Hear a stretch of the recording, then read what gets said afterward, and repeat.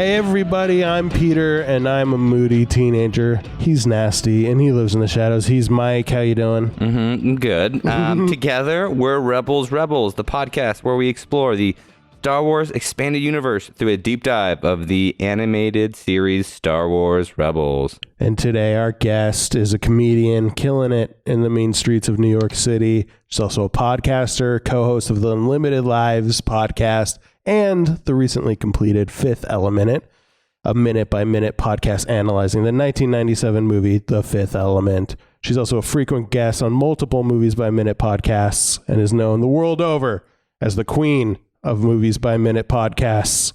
It's Crystal Beth. Hi. Wowie. Well, that was so nice. We're gonna add that to your Wikipedia now. I think that's you know what? I approve because I never know how to describe what I do. And I think that was very eloquent, even though I think a little too nice.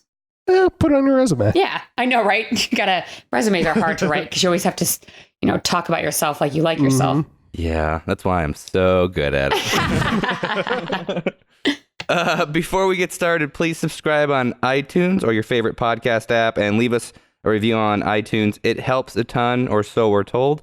And you can also find us on Instagram, Facebook, Twitter, all that social media stuff at Rebels Rebels Pod, or email the show at rebelsrebelspod@gmail.com. You guys, are you ready to jump into the show? I'm ready. I, too, am ready. We are 3 ready. Nice.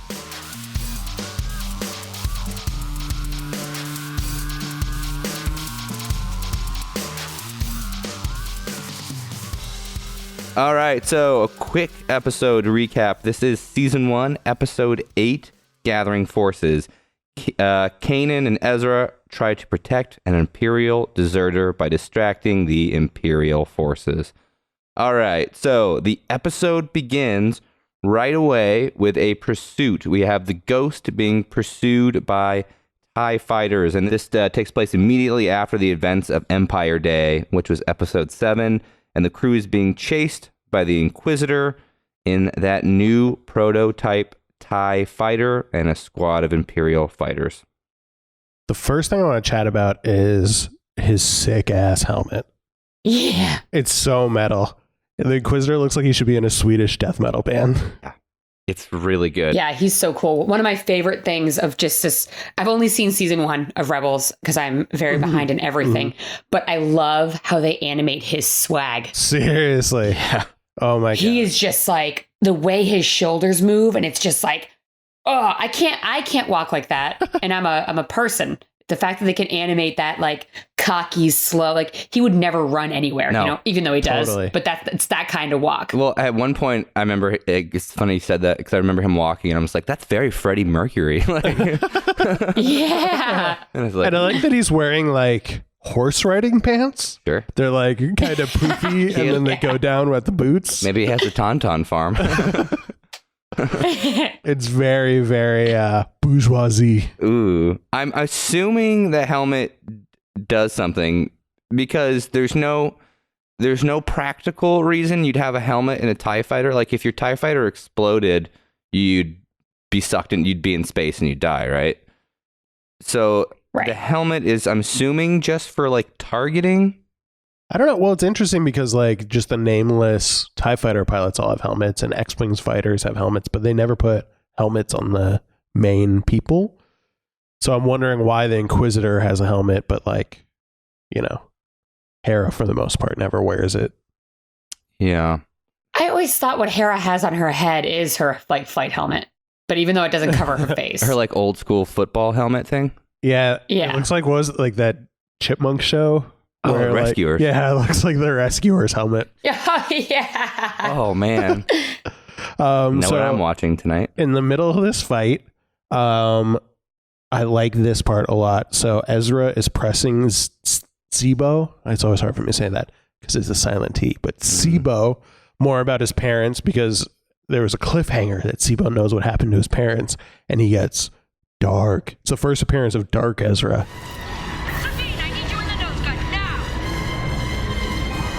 Hear Hera? Didn't you hear Sibo? He said he knows what happened to your parents. I already know what happened. They're dead. So go. which I really like that dynamic. And we dive into it a little more toward the end of the episode. I feel like Ezra just watched The Crow for the first time and was like, I know what dark is. Very moody teenager. Because that's what I did when I was a kid. I watched The Crow and then I drew it on all my notebooks and I was dark. I used to wear eyeliner in high school, so I relate. Oh man, I didn't wear eyeliner in high school. So Sibo in response says Sibo was afraid. Sibo could not raise Ezra Bridger. That was sad. Yeah. I felt like that line was very Harry Potter. Like Sibo's this weird mix of like Wormtail and Sirius Black. Like he's kind of like, I was supposed to be your godfather, but I like betrayed your parents, and it was and then like, I turned into a rat. I think you need to sprinkle a little bit of Dobby in there too. Ooh, totally. because of his eyes, and I don't know, Sibo. His eyes and the way he speaks, and he's so like meek and quiet. But yeah, he is the third. he is everyone who's ever loved Harry and then dicked him over. True. Ooh. Yeah, and he totally speaks in third person like Dolby, which kind of annoyed me a little bit because he broke it a few times and went out of the third person. But I guess maybe that was like the headset messing with him. I don't know. I chalked it up to because he kept coming in and out. I feel like he goes back into it when he goes into the third person when his brain is addled. So he kind of sees himself like he's outside of himself because he has so much knowledge in his head that he knows he's him, but he doesn't see himself as himself anymore because you can't be if you have a bunch of extra information in your head, in my theory. And then, especially when he apologizes, that's when he can come into it and be himself for like 2 seconds at least. Ooh, I like that. The Inquisitor's TIE fighter, remember, he's in that new prototype type advanced TIE, and we mentioned it has a warhead launcher. And so he launches from the warhead launcher an XX-23. Shout out to Michael Jordan. XX-23 S-thread tracker, which was originally introduced in Kraken's Rebel Field Guide, which was a guidebook for a D&D-esque Star Wars role-playing game from 1991. So that tracker has appeared in previous Star Wars stuff. Also, another little Easter egg is it lands, like it attaches to the Phantom on this like emblem. It's like a red emblem thing. I don't know what it means, but that originally showed up on the first visual effects model for the Millennium Falcon when they were first creating Star Wars. Oh man, I love when Star Wars people make Star Wars stuff. Seriously. It's the best. Yeah, some people don't get why like I'm so into just the weird details and nerdy canon stuff, but like this stuff really geez, I love this stuff. It gets me going. It's what makes the Star Wars universe different than any other movie universe because there's no retconning like you get through Marvel. Star Trek's all over the place. Yeah. I mean, maybe you could go through Harry Potter, but that doesn't span decades and generations, you know? It's the holocron really makes Star Wars its own little special thing. Totally. Like, I think that's what I love about the science fiction fantasy kind of stories. Like Game of Thrones is the same way. Harry Potter, like you mentioned, like if you just want to read the book or see the show, just do the cursory thing. Like it's just a fun show. It's a bunch of like space kids, like with laser swords. But like if you want to spend hours and do a podcast and read about the history of spice mines of Kessel, like there's hours and hours of stuff to read about. So, and it's way more interesting than American history. So there we go. Probably. So Chopper was blowed up. So he's not shooting back. Which is a real sad moment. I mean, essentially Chopper is dead in this moment. I was actually wondering that later on because they kind of just put him back together and he kind of freaks out in this really funny way where his like head spins and he gets in kung fu mode. But like, did he die and then they brought him back to life? Yeah, I mean, it seems like it. And it's funny because when he was freaking out, when they fixed him and he came to, like in my mind, I was imagining him being like, I've seen the light. You have no idea what's on the other side. Yeah, probably. And he's like getting existential on everyone and no one's listening. That makes Zeb's reaction so much better because he's like, shut up, you rust bucket, get to work. And it's like, I had an epiphany. Oh, he says it with his little smile, though. Yeah. That's the best. He's so mean, but he's so sweet. Mm-hmm. Such a big sweetie pie. Yeah. So I also, the when Chopper comes to, he reminds me of people that don't take naps and they nap and they wake up and they're like, what happened? What day is it? What's going on? Is it tomorrow? What? And it's like 11 p.m. and they're like, I can never sleep again. And by people, I mean me. That's what happens when I take a nap. Yeah. I wake up and I'm like, what's happening? And that's what, when he wakes up, I'm like, yep, that's accurate, especially if you're coming from death. Yeah, it's amazing. That must be crazy too, because when he wakes up, like he doesn't know if it's been 15 minutes or 30 years. Like when he turns around and like Zeb has a big gray purple beard. Oh my gosh. Yeah.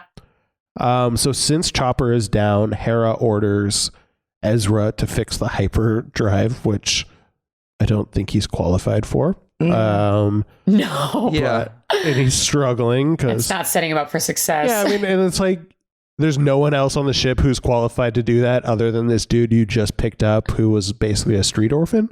Hey, you would think Sabine would be the right answer. Seriously. Yeah. And so he's completely struggling. And I love that Sibo just walks in and like I can't really tell what he does. It looks like he's fiddling with something. But I mean, yeah. I don't know how ship panels work, so I know something's happening.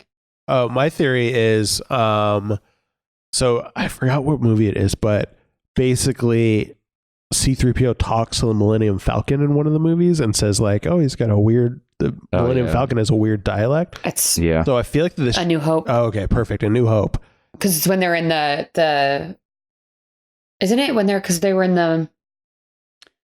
Oh my gosh. It's sad because I've been watching too much Rebels. I haven't seen the actual movies in a while. But yeah, so in A New Hope, he's talking. He's like, oh, the Millennium Falcon has a strange dialect. So I feel like the ships have some sort of AI on there and you have to navigate with that and kind of like use computers to talk to it. So what I think Sibo did is straight up like plugged his brain into the ghost and like just told the ghost like, hey, your nav computer's broken, but we want to go here. And the ghost is like, okay. Yeah. Yeah. It's probably just as easy as that. Yeah. It's a theory, but I don't know. Could really use that nav computer. Rewiring fast as I... Fast travel over interstellar distances. Hyperspace is optimal. What is he doing? I don't believe it. Hang on. So the ghost gets all happy and everything turns green, and then Hera says, I don't believe it, and then they hyperdrive away. Hyperspice jump.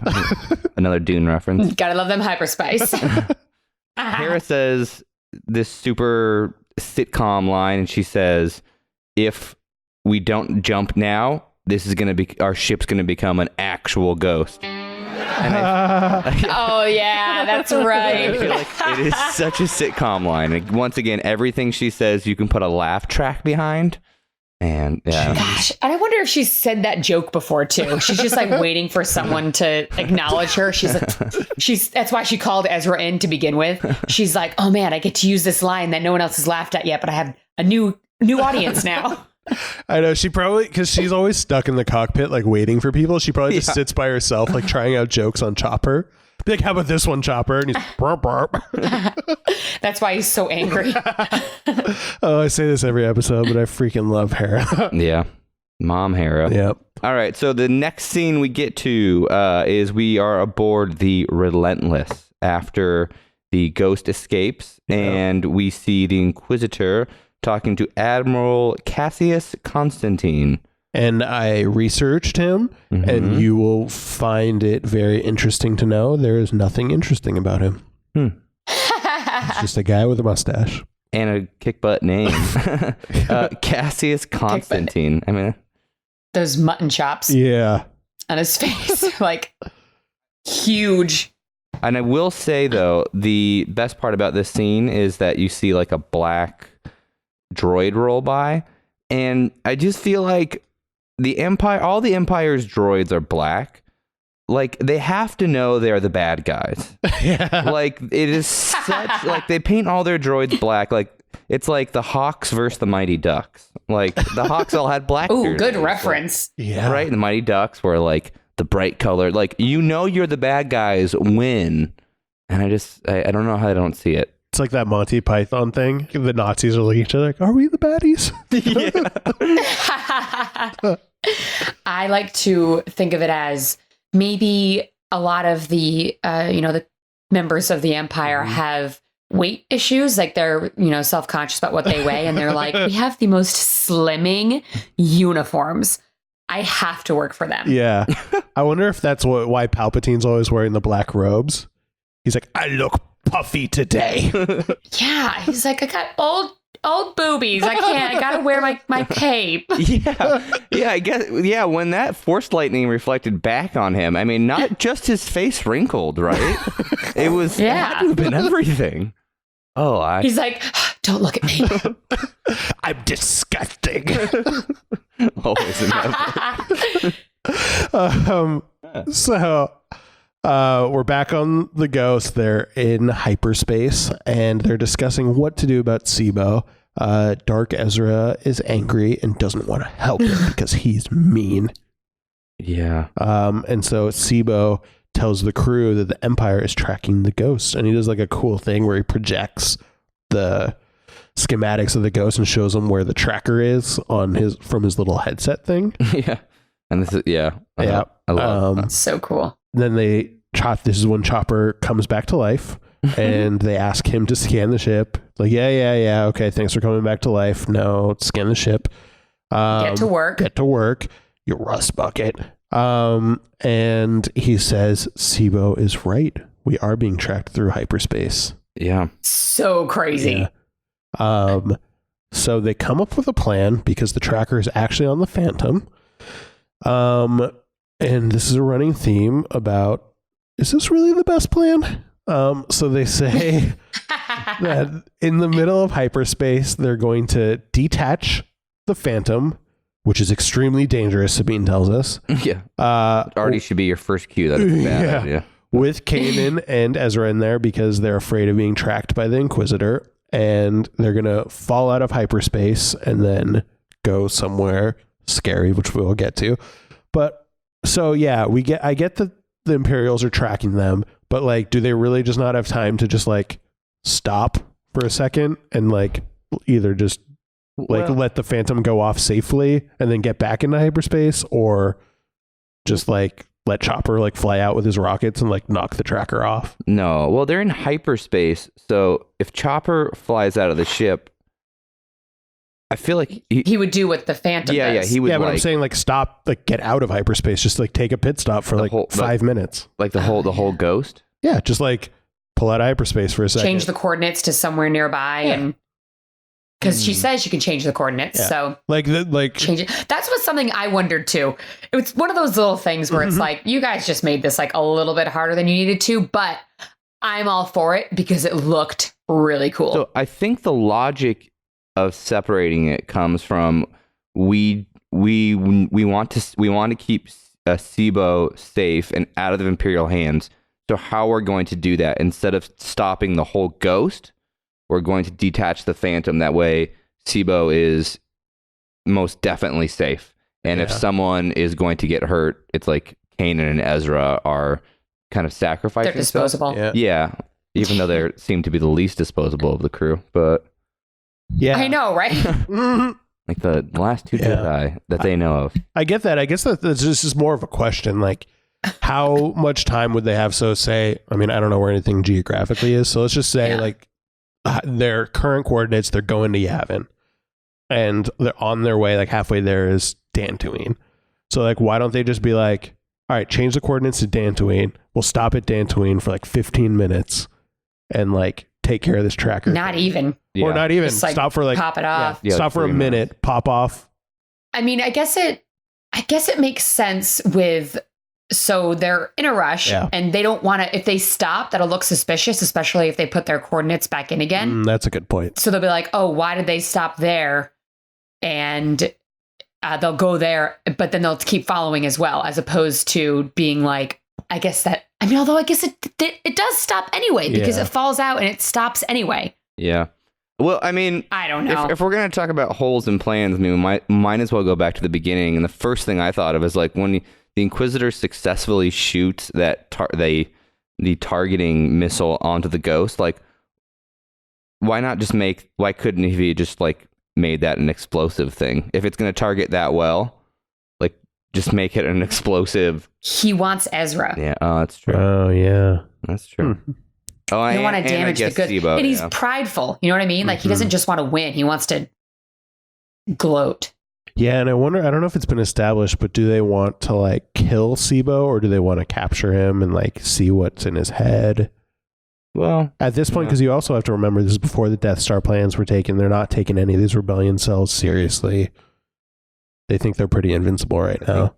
I think Crystal's right about like, I think the Inquisitor wants to like he wants to win. He wants to like jump off the high rope and watch the audience have tear his blouse in front of the audience and pin them.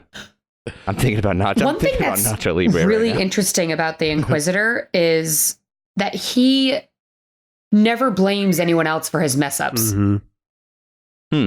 And that is like the opposite of what a lot of dark, like Sith or bad guys will immediately like. I mean, especially Cassius. I mean, he just kicks the guy off the railing just because.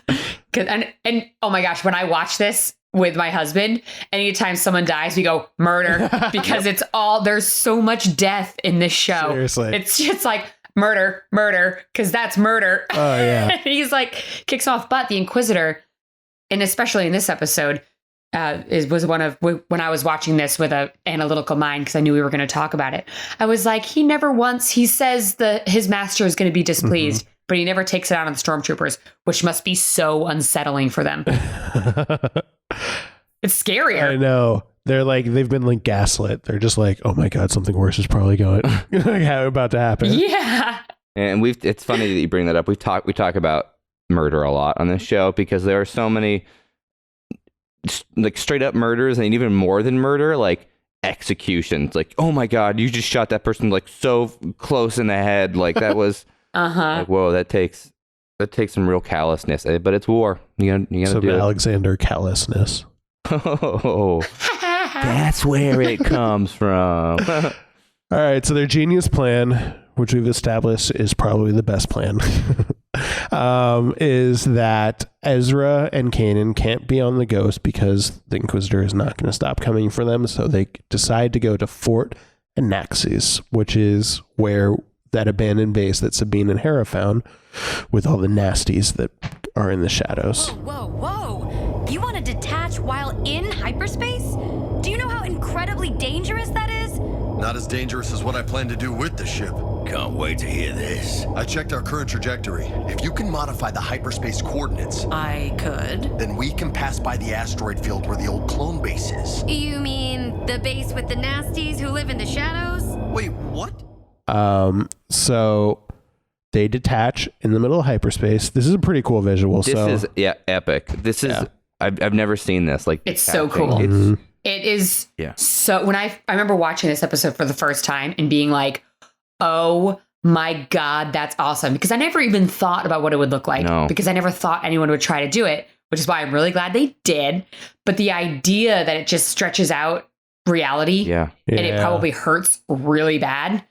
I wanted one of them to throw up after, but I guess you can't get everything. I wanted it to go on for like seriously, how cool it would have been if it was like 5 minutes of that and like kind of went 2001 A Space Odyssey where like you just see their faces and like flashing lights and like it gets like so trippy. I mean, I know this show wouldn't do that. But Or like in Contact when Jodie Foster is going through the wormhole and one of her faces is saying one thing and then she shifts over to the side and she starts saying another thing. Oh, yeah. Do you guys remember that part? Yeah.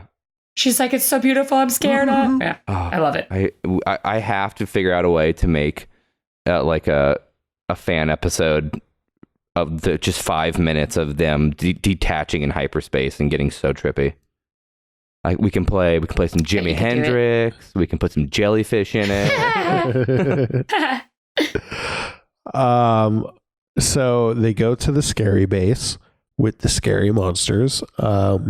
And Kanan and Ezra land, and Kanan says Ezra needs to make a connection with the Phrynox if they're going to survive this. So they go in, they're surrounded by the Phrynox. They're closing in, and Ezra's struggling. He's trying to keep him back. He's trying to make a connection, and he can't control him because he's afraid. And Kanan keeps saying, "What are you afraid of?" And it's actually a pretty sweet moment. What are you afraid of? I'm afraid of knowing. I'm afraid of the truth. I'm sorry. I forgive you, Sibo. I too am sorry. Forgive me for everything. I thought that was a really well-earned moment. Like, for all the cheesiness and kind of silliness of the show, sometimes that was one of the first really genuine moments where, I don't know, everything just felt like it was really done well. And when that moment came and he kind of like, it felt like a very cathartic moment for Ezra. It just felt very well-earned and well done, well set up. And it lifted 8 years of guilt off Sibo. Totally. Yeah. Which apparently now that was the part that was really messing up his brain the most, was how bad he felt. Because I mean, that's why he did the whole thing. Dobby is free. Yay. Yeah. And I like how it has like a physical manifestation where it snaps to Sibo, right? When he says, "I'm sorry," or "I forgive you," or whatever he says. Yeah, so Sibo wakes up and becomes lucid. So Sibo has some force connection, right? Yeah, I don't... Or is he the big brother? He knows everything. Ezra didn't even realize he did it and sent, because that thought was so powerful. Maybe he sent that to someone, but like they didn't need to have the force to hear it. Yeah, that's kind of what I thought. Maybe it's like a related cousin to the Jedi mind trick where you can like send thoughts into people's heads. He reached out with the force and was like, "I forgive you." And he's like, okay. Thanks, Ezra. Yeah. I like that. I forgive you too. Yeah, it was really nice. Oh God, it's so sweet. Or Sibo. Sometimes he reminds me of my dog, and I just want to hug him. Oh. So at that moment, we zoom out, and Ezra has made a connection. I love this shot. They're all the Phrynox are just kind of sitting like obedient dogs, and like the only thing that's moving is their eyes are blinking in the dark. It is one of the best shots. It's really ever. Cool. Like not just cartoon, not just this episode. And this is the part I had mentioned earlier that this is the only episode of Rebels that brought tears to my eyes. This part gives me goosebumps every time. It's so magical, and it's everything that I expect learning how to use the Force would feel like. And you just see these creatures patiently looking at him. He's calm and serene for the first time ever. You see him actually chilled, and the fact that it starts over like at Kanan and then swoops down over his shoulder around the back of him to the ground. So you get that nice low POV. Oh my God. Or not POV, like a low angle shot. Oh, I have goosebumps talking about it right now. It's crazy. Have you guys seen that movie, How to Train Your Dragon? Duh. Yes. The best movie of all time besides Star Wars. It's an amazing movie. So all the Phrynox in this scene, when they're sitting obediently, totally look like that main dragon, Toothless. Yeah. They all look like it to me. And that's why I love them so much, I bet. I think that's in that moment why I was like, oh my gosh, they're adorable. Because it was that dragon. How to Train Your Phrynox. Oh, man. How to Train Your Phrynox. I would watch that. Holy crap. Which, by the way, are not related to Minox. Just to clear the air, because I know we're all wondering. Yeah. I was wondering. But we talked about that already. Don't get me started. That's like with Tatooine and Dantooine. Yeah. Just don't name something super similar if it's not going to be like super similar. Yeah. I know, seriously. So it jumps out at this moment. It moves away from the Fort Anakis and goes back to the Ghost, where we see the Ghost meeting up with Fulcrum. So it's this, so far, we've heard of Fulcrum. We don't know who Fulcrum is, but we hear Fulcrum's voice for the first time. Welcome to Ghost. Docking complete. Heading to the airlock now. Acknowledged, Fulcrum. We're ready and waiting. I don't suppose Zeb and I could get to meet Fulcrum this time. Nope. This time you stay in the cockpit. That's what we did last time. Yeah, and Sabine and Zeb were like, "Oh, can we finally meet this famous Fulcrum?" It's like, not yet. So Crystal, do you know who Fulcrum is yet? Because you've seen season 1. I've seen season 1, so I do not know. Okay, so I would love to, because I was trying to kind of jump back in time and think about who I was thinking Fulcrum was. So for our listeners' sake, I don't want to, we'll tell you offline if you're right, but I don't want to spoil it on the podcast. But yeah, don't spoil. I'll guess. I'll give you my theory, Yeah, but don't really tell me if wanna I'm know. wrong because Okay. I've gone out of my way not to look because you always can. Because I'm always looking at the Wikipedia for everything, and I want to go to Fulcrum and I want to click it so bad, and I'm like, don't do it. Okay, so we won't tell you, but what do you think? I think it's Princess Leia. Okay. Just because I was like, oh, woman's voice, Okay. So rebellion. I bet this is someone important. And then I was like, oh, I bet it's Leia. And when a couple episodes, well, it was either that or Ezra's mom. Because I was like, oh, maybe they're going to bring that back in. But because they, what is it that Bail Organa says? He's like, I hope they didn't see my face, right? Or something like that. Yeah, he's like, you didn't tell him who we are. Yeah.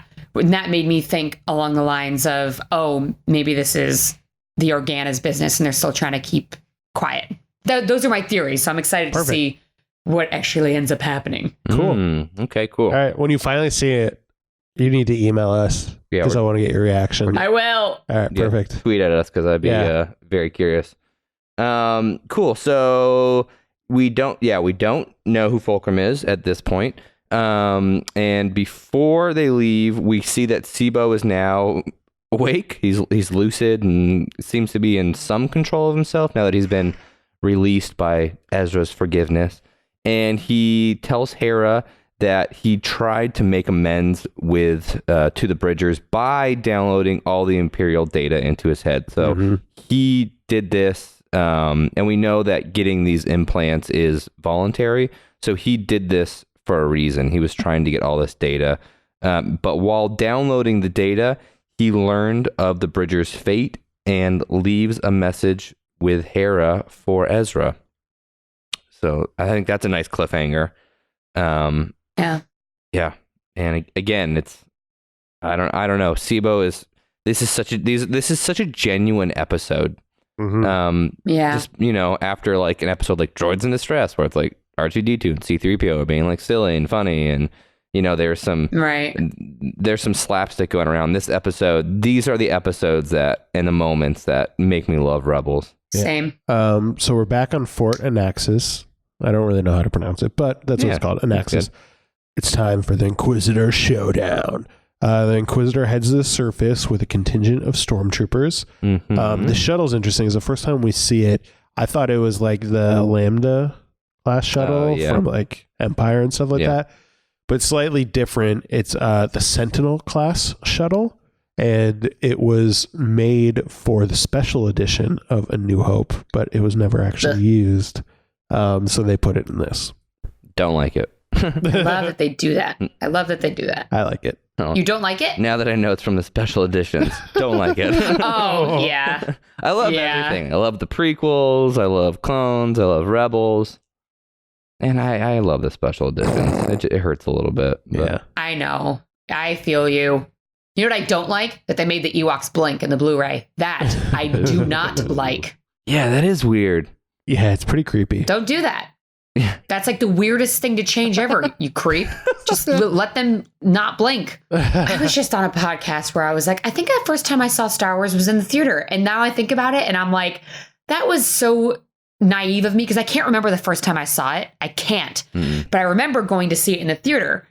But I remember watching it in the theater and being like, yo, that doesn't belong there. So I know I had to have seen it before. Yeah. See, you're better than me because I know it wasn't the first time I saw Star Wars, but my first real Star Wars memory that I can vividly remember is seeing it in the theater for the special edition because I'm that age.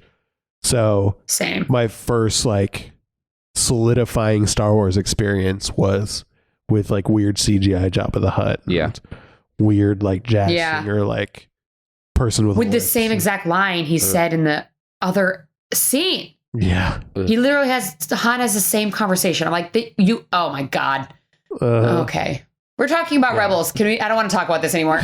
Sorry. Yeah. It's making me mad. God, Star Wars is so stupid. I hate Star Wars. Podcast canceled. So the troops plunge into the darkness to find Kanan and Ezra meditating. And something awesome is they have flashlights on their guns. I've never seen that. Is that new? Yeah, that's cool as hell. Yeah. I wonder if that's the first time we've seen that. Like, because those are just like cool. standard, those E11s, I think, Stormtrooper guns. And I've never seen the flashlight option activated. Yeah. And this is another really cool shot. They're like, I wonder if they play flashlight tag with those. Oh, I hate that game. Yeah, it doesn't make too much sense. Yeah. You were just like, no, you didn't get me. You can't feel it, so then you have to resort to punching him. Yeah. It's not true at all. I never punched anyone. They probably play flashlight tag, but with like the stun setting of their blasters. Be like, gotcha. And then just knock them out. Oh, that sounds uncomfortable. I love this shot too. They're like sitting on their knees. Yeah. And have their eyes closed and you don't see like the darkness. And then they just kind of lift their hand. The Frinox just like go out. Oh, it's so cool. Yeah. I feel bad for the Frinox because they didn't want to be a part of this. Seriously. It's not like they're best friends. They tricked them. Yeah. And now they're running to their death. It's unsettling. Yeah, I felt that way when the Inquisitor like slashed one with his lightsaber. I was like, oh my God. Yeah. I was like, that just got real. Murder. Yeah, totally. Murder. Thematically, it's kind of interesting. So I just finished the new Luke Skywalker book, and there's a scene in it that, I mean, I don't know, spoilers kinda, I guess. Not really, but there's a story where, you know, the space worm in Empire that swallows the Millennium Falcon.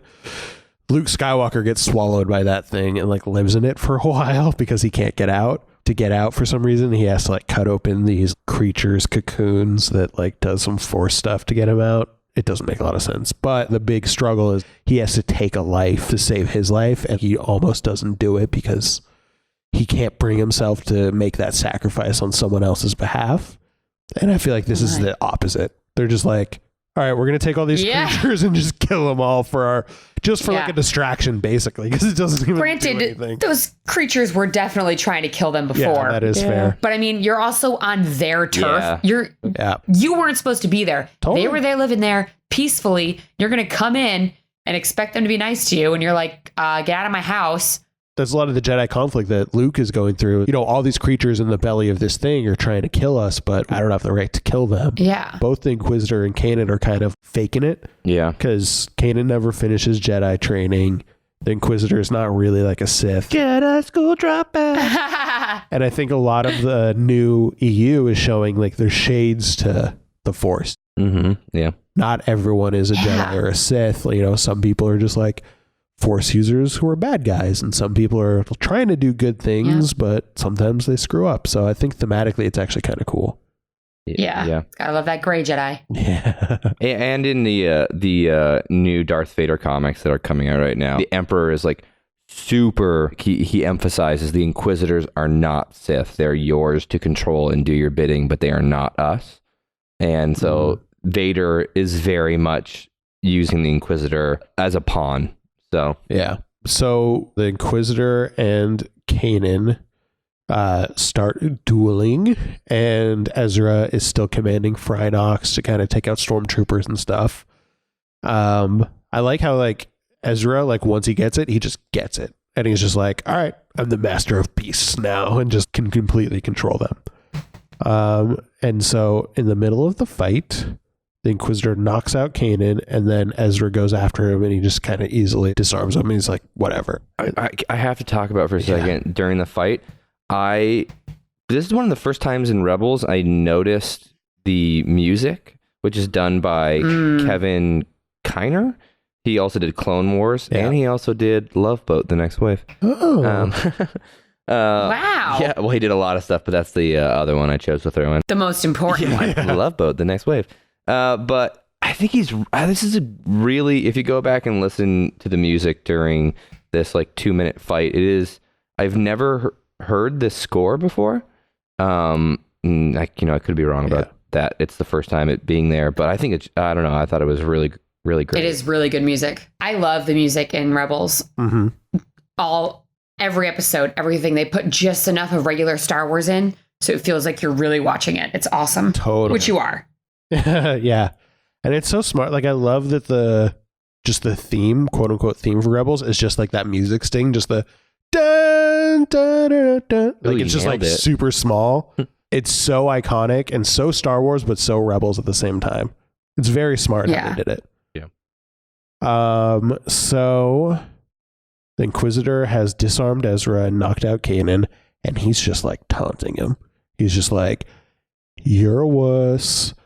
You're scared. Come to the dark side because you're a little weenie." And Ezra does not like it. That's a direct quote. Yep.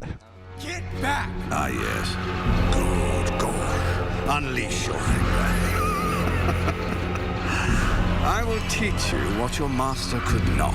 You don't have anything to teach me. The darkness is too strong for you, orphan. It is swallowing you up, even now. No! Your master will die. No! Your friends will die, and everything you've hoped for will be lost. This is the way the story ends. I do like that when he like takes Ezra's lightsaber, and I took a screenshot of this.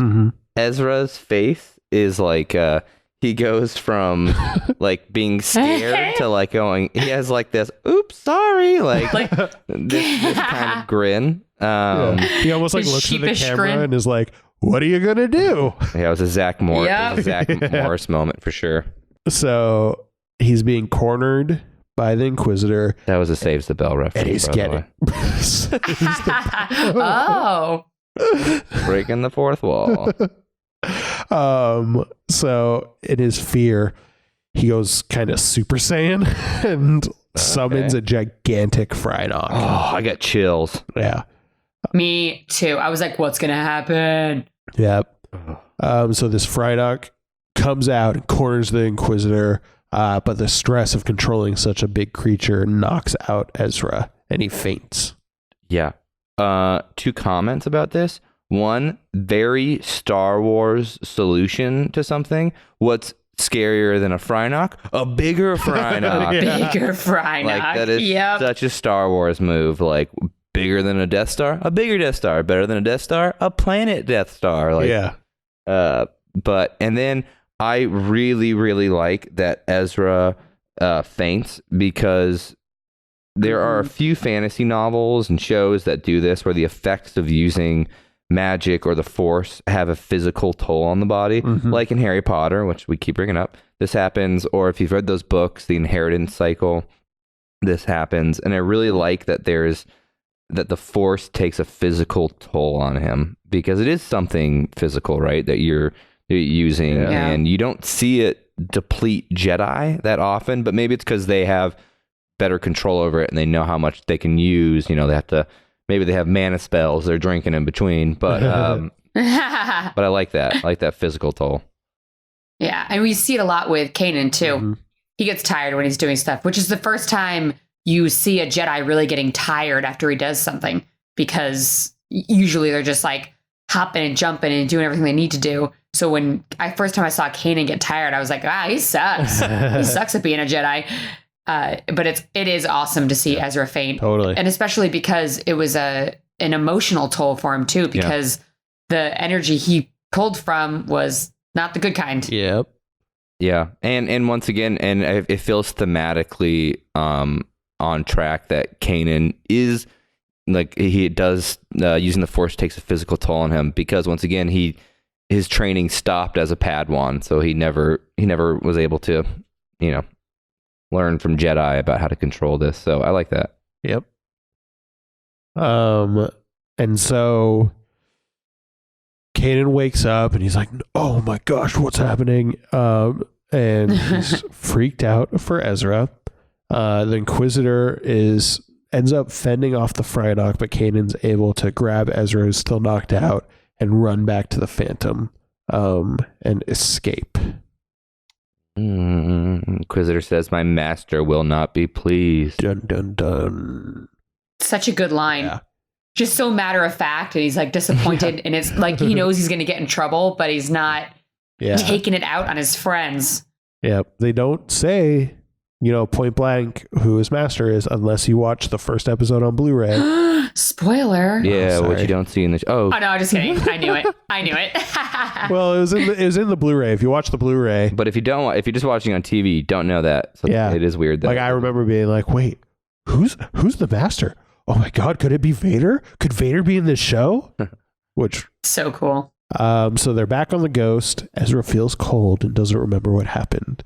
Kanan says, if your will is not strong enough when you open yourself to the Force, you become vulnerable to the dark side.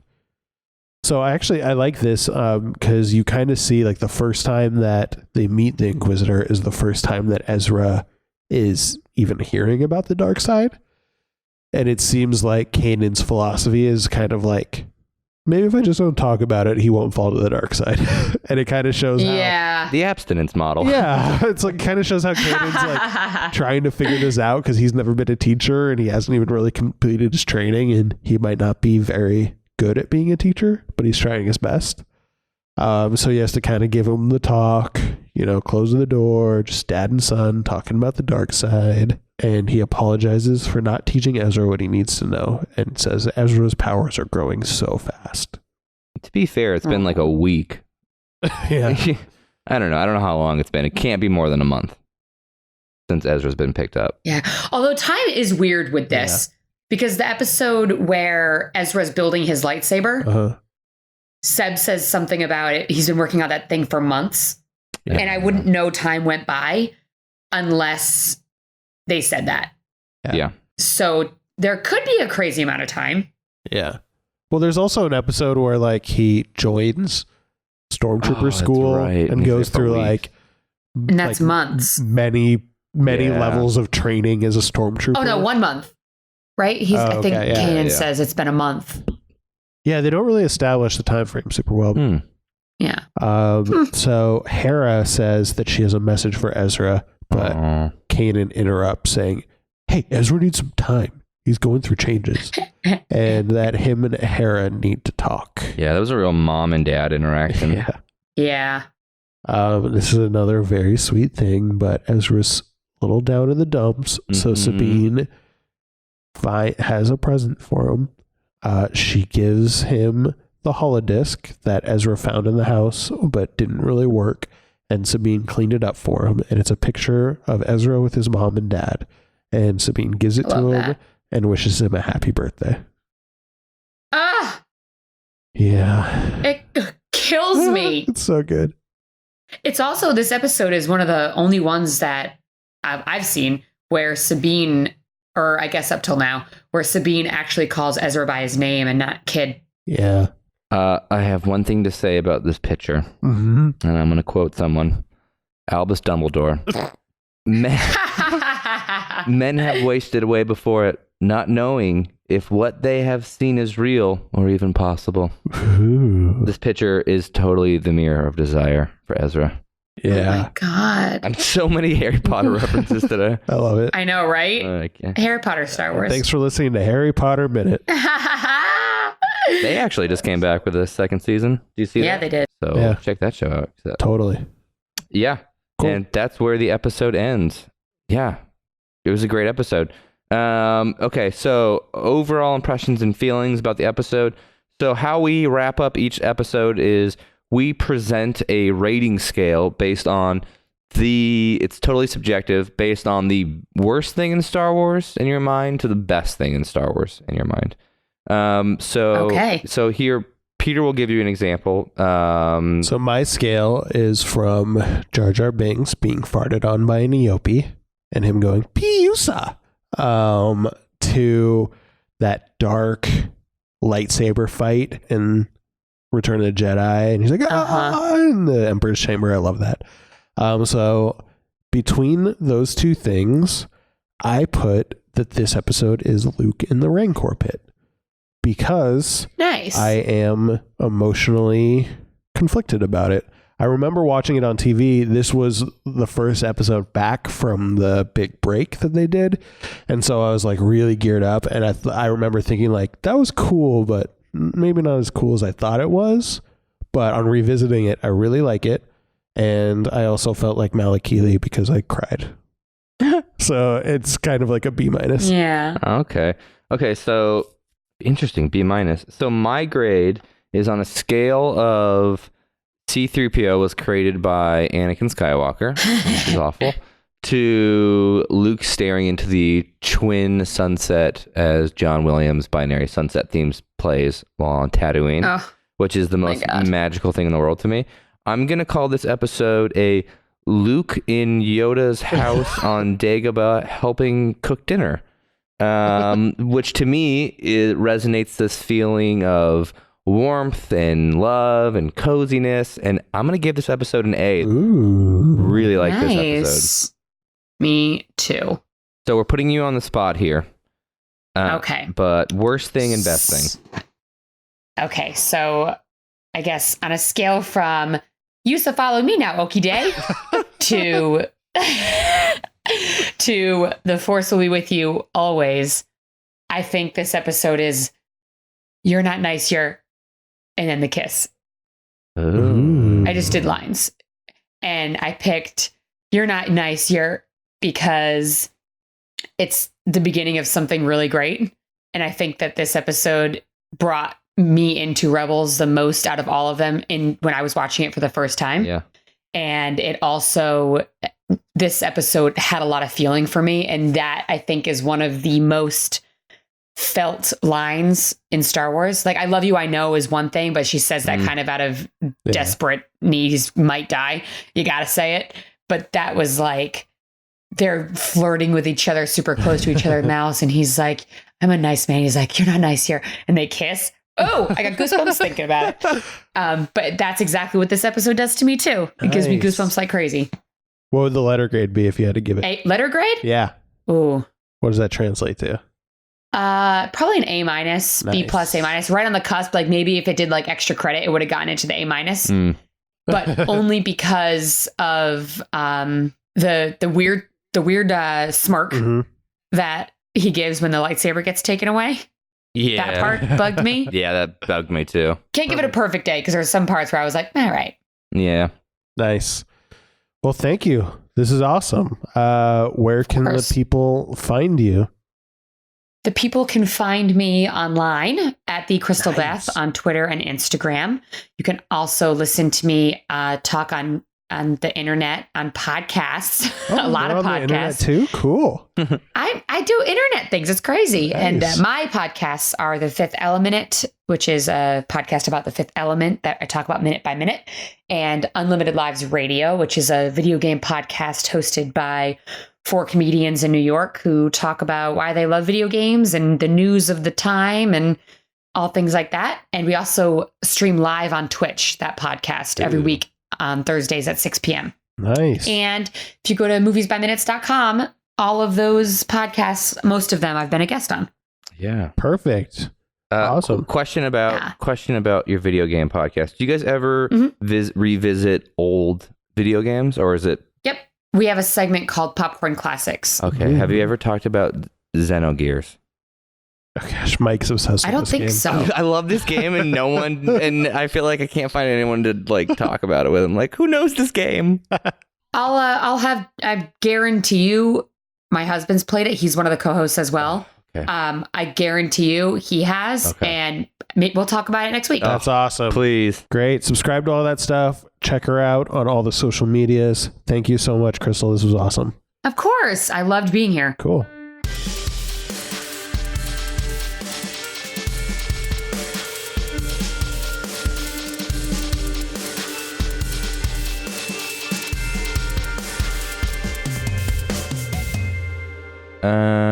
Okay. Well, Peter, it's that time of the episode again where we do some character portraits. Do you mind if I jump in here? Oh, yeah. It's like being wrapped in a warm blanket with a hot cup of cocoa. Yes. Well, I'm excited to talk about this because the comic books have been coming out and releasing some information on the Inquisitor. So this couldn't be timed better. We should also shout out to check out our bonus episode because Jonah Marie a little while ago had some really cool Inquisitor episode information that we are going to expand on. Yeah, I'm not going to step on too much of it. No. But the Inquisitor, basically, here's some things we didn't talk about. He was born in 47 BBY on his home world of Utapau. So here in this episode, he's 43. Older than I expected. Utapau is freaking awesome, too. We first see it in Revenge of the Sith. We even see the Utapauans for the first time, who look a lot like the Inquisitor. He's here. No war unless you brought it with you. So the Grand Inquisitor, commonly known as the Inquisitor, was the name adopted by this Pauan male who was once a Jedi Knight who turned to the dark side of the Force and became the leader of the Inquisitorius, which is a band of Jedi hunters who basically serve the Emperor. And they rock. And roll. And the Inquisitor, so the Inquisitor was once a Jedi Temple guard and was involved in events surrounding the bombing of the Jedi Temple during the Clone Wars.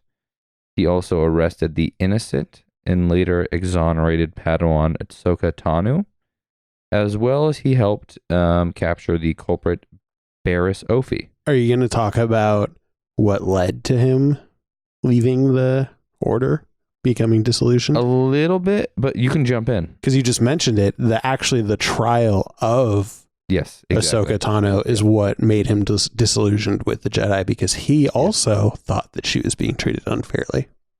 Yes. Cool. Exactly. That's basically where it was headed. Sick. But after his fall to the dark side, the Grand Inquisitor was responsible for hunting down and eliminating Jedi, which he did, and did successfully.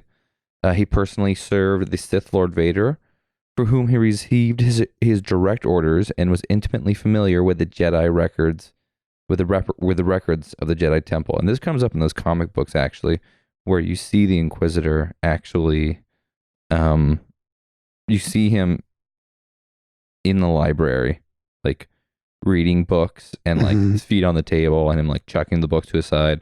And that's when he gets like Jocasta Nu super mad. She comes down and fights him. So and sick. that's when Vader comes in, and Vader actually tries to almost kills the Inquisitor before the Emperor stops him and says basically, hey, this guy's working for us, kind of thing. But yeah, and the reason he falls from the dark side was a lot of disillusionment, and a lot of that has to do with Ahsoka Tano. So that is really interesting, actually. Some things about him personally. So those red lines on his face aren't part of Utapauan, like, it's not like an Utapauan thing. Like, they have those markings. Those are tattoos on his face. Well, yeah. But culturally, because the one we see in Revenge of the Sith has like red tattoos on his face too. No. So they're not born with it, but I don't think he does. Let me look up a picture. Yeah, because I don't think that's true. It looks different. Yeah, maybe I'm wrong. Is that not a? Oh, I think those are just like bags under his eyes. But it like kind of goes down his cheeks. Maybe I'm wrong. Maybe he's just wearing makeup. Well, the ones on the Inquisitor are much more striking, almost like stripes. Yeah, that's true. So these are tattoos. These aren't a part of like anything what Utapauans look like. Yeah, so he has those tattoos. He wears black armor emblazoned with the crest of the Galactic Empire.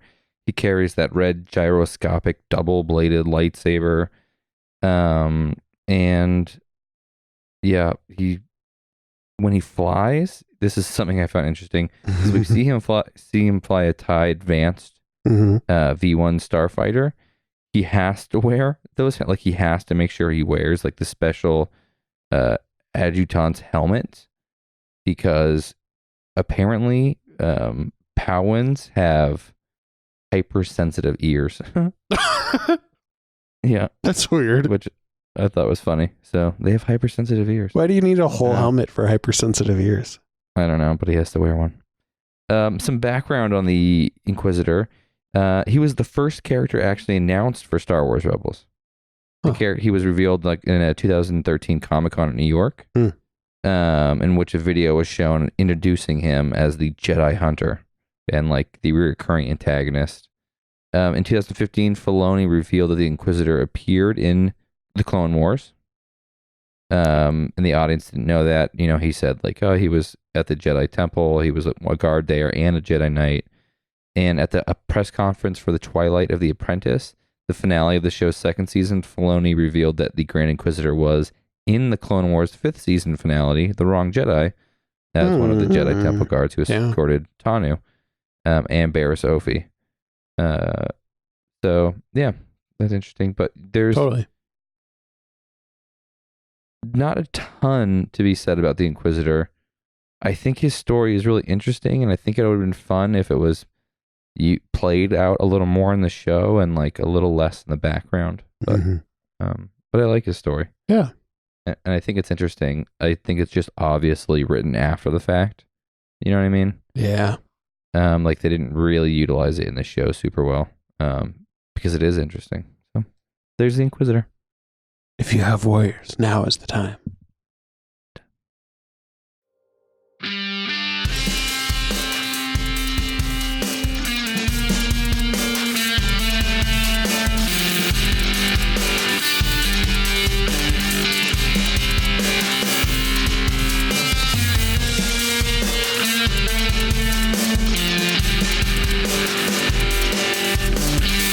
Hey, Mike, are you ready to go over the greatest hits of Sum 41?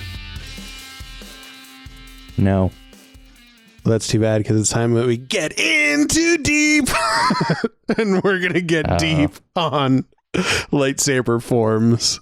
I get it. That was a big stretch. I don't like it, but I get it. So we talked about Form 3 a little bit. You did, and it was fantastic. So I'm going to go over some of the other ones. We'll mention Form 3 really quickly, but I thought this was an interesting thing that we kind of saved for a couple episodes. Each style of lightsaber fighting has a different form. And so let's go through them really quickly. Form 1 is also called Shicho, and they also have like multiple names. So it's called Shicho, Way of the Sarlacc, or the Determination form. So this was the first form ever created, and it's kind of the basis for everything you need to know. So it's the first one that's taught to younglings when they pick up a lightsaber, and it provides the basic knowledge of just like sword fighting and blaster deflection. It's kind of what you need to know in order to build on more complex forms. One of the big things is this form also teaches users to rely on the Force instead of their natural abilities. So that is why it's usually taught while the user is blinded. So that is what Luke is learning when he's training with the target remote on the Falcon. Sure.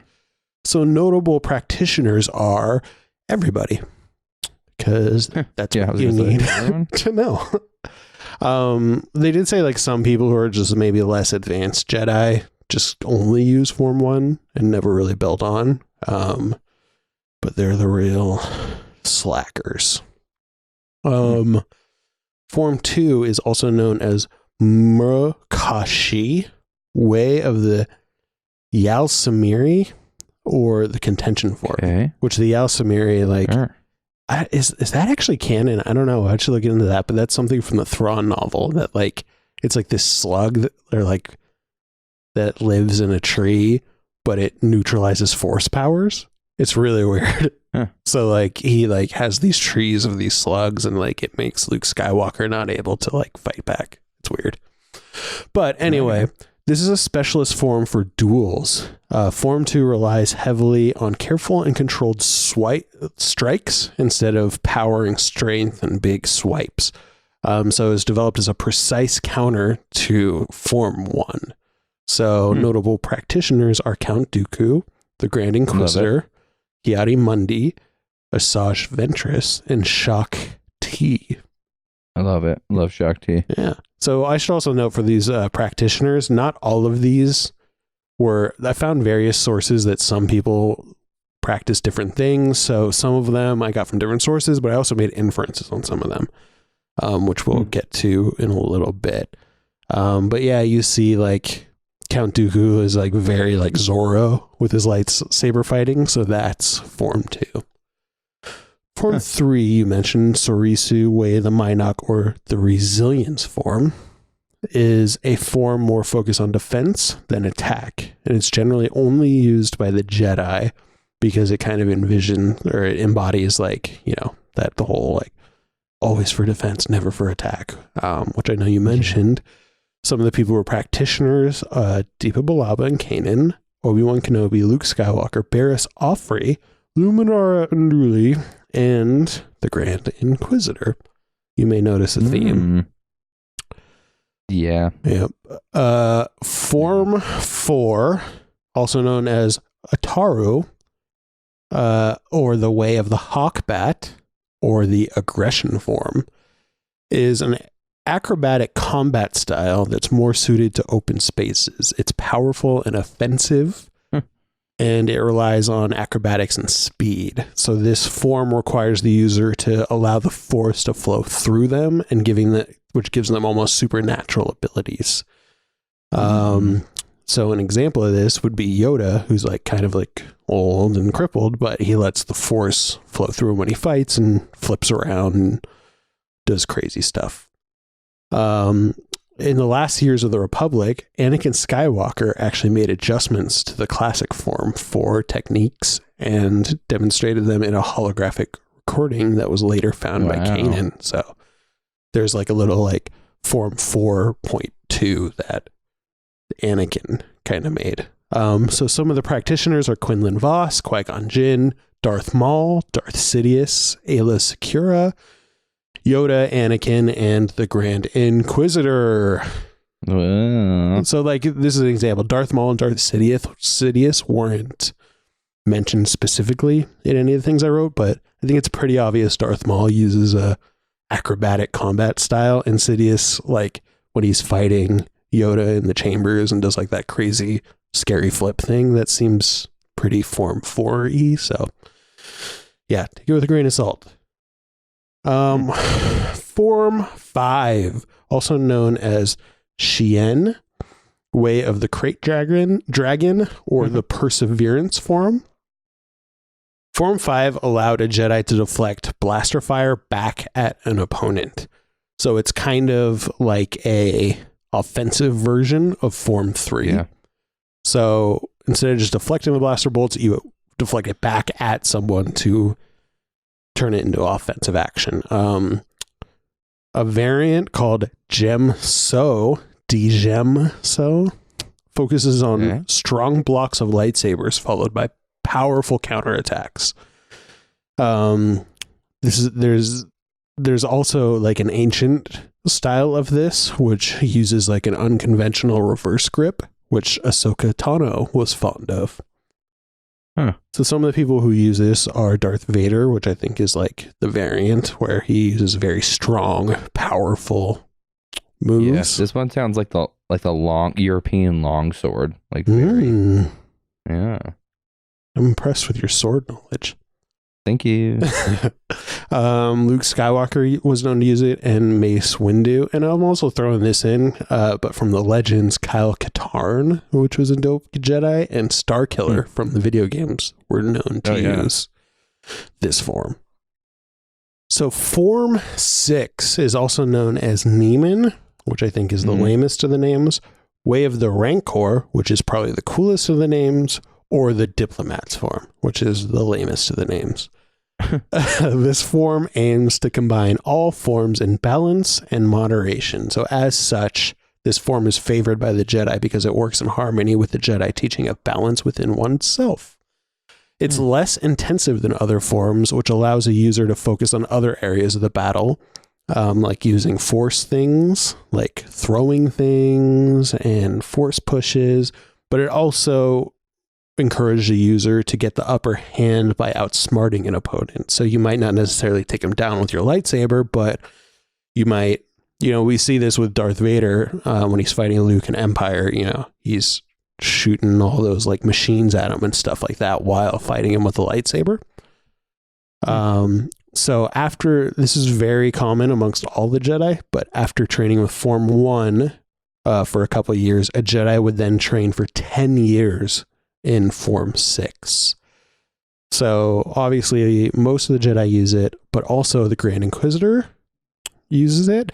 And then I thought this was interesting. Darth Maul uses this. So we'll get to the next form, which seems very Maul-y, but he actually really liked this form because he kind of liked showing off all his skills. So when you see him fighting at the end of Phantom Menace, he's actually using this form a lot more than any other. I've always heard that the sixth form, Neiman, is kind of, I don't know how to put it, like a narrative of the five forms before it. It's like this culmination of the six, all these six forms, but then the seventh form that you're going to talk about kind of breaks the circle of those six completely. Ooh, that's a great way of putting it. Yeah, it kind of takes the best parts of all the forms and puts them together. But then Form 7 is also known destroys them all. as Juyo, way of the Vornsker or the Ferocity form. Yeah. So this one is considered the most aggressive and unpredictable form. This is the most difficult and demanding of all lightsaber combat, but masters were known to be almost unstoppable against a lone combatant. Yeah, like you said, like this is mainly a dark side technique because it's so aggressive and you kind of need to be fueled by hate a little bit. But there is a Jedi variation called Vapad, which requires the user to fall into a balanced trance that allows the force to flow through them and not succumb to the dark side. Yeah, because that's the thing I've always heard about Juyo. Is it is even though it is like a hectic, it's a very focused chaos. It's all about like a focused emotion. Yeah, totally. And it's almost more of a philosophical kind of form than anything. Yeah. So a Jedi, when they use this, they're required to accept the fury of their opponent and transform it into joy through combat, which is an interesting concept. But because of this, the Jedi warned that use of this form led users dangerously close to the dark side. So Darth Maul does use this form a lot. It seems like very Maul-y, like I said. But also Mace Windu used this form quite a bit because he's just, I don't know, skilled. Be a mother effer. Yeah. So you'll notice also one other note about all the forms is that the Grand Inquisitor shows up a lot as practitioners. And like you mentioned in your Grand Inquisitor deep dive, it's because he's a bit of a book nerd and he likes to do the extra credit. So he learned all these different forms. So he's kind of an expert in a lot of different forms, which is pretty uncommon. These, I'm going to bring up two other things real quick. These aren't necessarily forms, they're just like techniques, but there's a thing called Jar Kai, which is the method of using two lightsabers at the same time. I thought this was funny, but there's a Jedi named Pong Krell, which is Dexter Jettster's species. And because he has four arms, he uses a variation of Jar Kai to use two double-bladed lightsabers at the same time, which is dope. This form is not very common, but many Force users learn it just in case of emergency. Like we see like Obi-Wan throw Anakin his lightsaber and Anakin uses it for a while to fight Dooku. But it was the primary form for Ahsoka Tano. For Darth Maul, after he kind of returned from death, he gave up the double-bladed lightsaber and used two lightsabers. And Asajj Ventress. Also, Darth Sidious was known to use this technique often, which I find is exceptionally scary for some reason. In the book Heir to the Jedi, Luke Skywalker used Jar Kai after he found a dead Rhodian Jedi Knight's lightsaber to defeat a beast called a Guest, but he admitted that he was mostly acting out of panicked reflexes instead of skill. I just bring that up because I like the idea of a Rhodian Jedi. The last thing is a technique called the Whirlwind of Destiny. It's not really even a technique, it's just a move. And basically the Whirlwind of Destiny was a move that was created by a 9-year-old fan named Brendan Lake, who won Hasbro's Join the Jedi contest with that maneuver. So he kind of recorded himself making up this lightsaber move. And so they animated that move into the show and showed like a youngling training with it, and he received screen credit for it, which I think is just kind of funny that a 9-year-old got screen credit on Clone Wars. That's dope. That is dope. So I wanted to ask you before we leave, out of all the forms that I mentioned, which one would you use? Jeez. I mean, Form 3 is pretty great. You are very peaceful. Because it is all about, I feel like it embodies the Jedi the most, this knowledge and defense thing. Mm-hmm. Yeah, which I like. It's not for attack, it's for defense and knowledge only. Mm-hmm. So, what about you? I'd like to say probably Form 5, kind of the Darth Vader, like the power one, because I'm just kind of like a big guy. But the real answer is I probably just would stick with Form 1 because I was an underachiever in school. But I would definitely use 2 lightsabers. I always thought that was like the coolest configuration. Yeah, the Ahsoka Tano thing is pretty freaking dope. Yeah. Like any video game where you're allowed to equip 2 lightsabers, that was my default every single time. Knights of the Old Republic. Yep. Went 2. Yep. Force Unleashed 2. The Old Republic MMORPG. Yep. Are there any other lightsaber games? Something? Skyrim? I don't know. All right, let's wrap this up. Sorry. This is just now I'm just naming video games I like. Yeah, so that's all I got. Nice. Well, thank you. Thank you. And you know what? We did it. Thanks to Crystal Beth as well. She was a delight. Yes, I love her podcast, Unlimited Live. Yeah, it's really, really good. They actually did a Last Jedi episode that came out a little while ago that was really fun. Yeah. Must listen.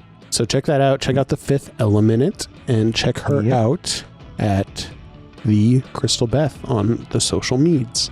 Yes, and check us out on social medias. Yeah. Nice. At Rebels Pod. We're on Gmail. We have the Gmail. We have the Facebook. We have the Instagram. We have the Twitter. Sick. Rebels Pod. RebelsPod at gmail.com. That's where to find us. That's how to get in contact.